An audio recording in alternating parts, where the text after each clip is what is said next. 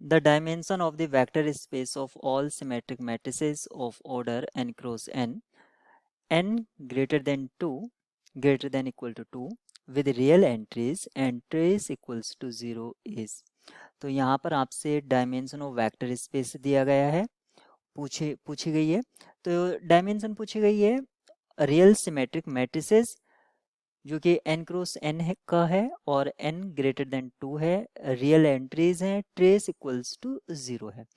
तो अगर हमें ये नहीं दिया होता है ट्रेस इक्वल्स टू 0, उस केस में डायमेंशन क्या होती है और एक एक्स्ट्रा कंडीशन पुट करने पर डायमेंशन में किस तरह चेंज होगा, ये भी हम यहाँ पर ऑब्जर्व करते हैं। तो इसके लिए मैंने सोल्यूशन क्रिएट कर रखा है। तो dimension of vector space of real symmetric matrices of order n with real entries n equals to n square plus n divided by 2 ये होगा। यानी कि कोई भी अगर रियल सिमेट्रिक मैट्रिसेस है तो उसकी जो डायमेंशन है वो किसके इक्वल होगी, वो इक्वल्स टू होगा n square plus n divided by 2। किसी भी रियल सिमेट्रिक मैट्रिक्स की डायमेंशन ये होगी।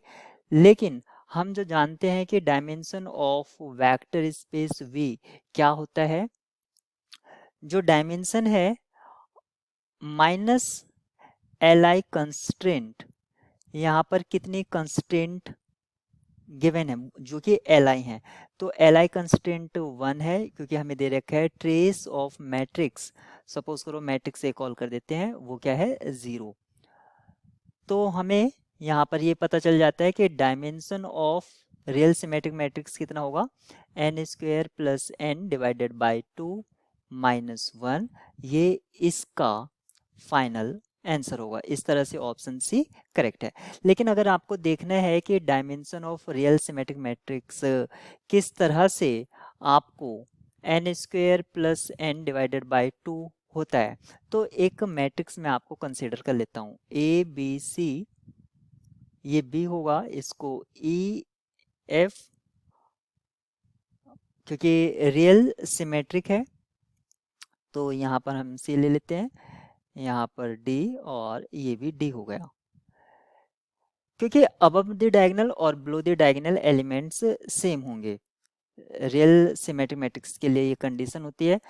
तो मैं बिलो द डायगोनल ले रहा हूँ, कंसिडर प्रिंसिपल डायगोनल को कंसिडर करते हैं।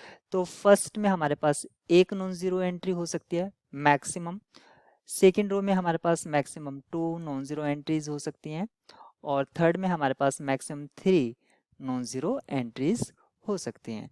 तो यहाँ पर ये इतने इंडिपेंडेंट चॉइसेस हैं किसी भी रियल सिमेट्रिक मैट्रिक्स के लिए, क्योंकि मैट्रिक्स 3 क्रॉस 3 का है। अगर हम इसको n क्रॉस n करते जाएंगे तो हमारे पास इन लास्ट में n होगा। अगर इन सभी इंडिपेंडेंट चॉइस को हम ऐड कर देते हैं तो हमें क्या मिल जाएगी, dimension of real symmetric matrix मिल जाएगा, यानी कि 1 + 2 अप टू n।